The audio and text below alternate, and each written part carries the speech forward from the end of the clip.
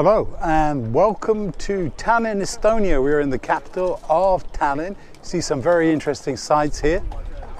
Some from very much the old world. We are standing in the main square of the old town. And why this for this particular study this week is because we are looking at Abraham, the first missionary, although I might argue that God was indeed the first missionary in the way that he approached Adam and Eve. But let's think of Abraham as he goes out from Ur of the Chaldees.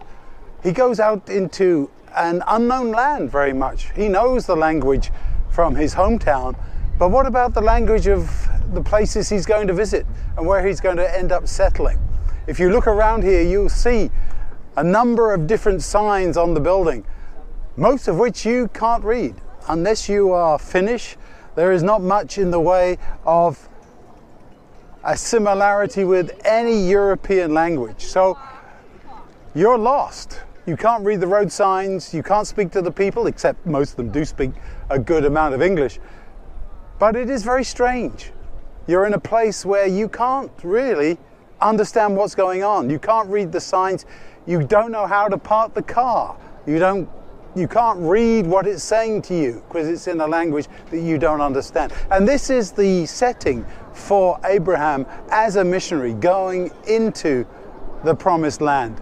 He has to trust in God. He has to follow God's way.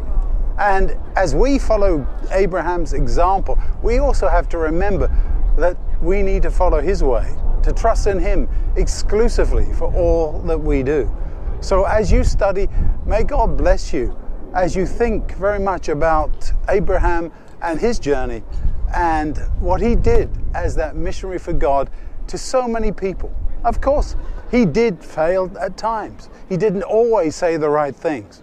But in the end, he was called a friend of God, someone who really did rightly represent him to those he met.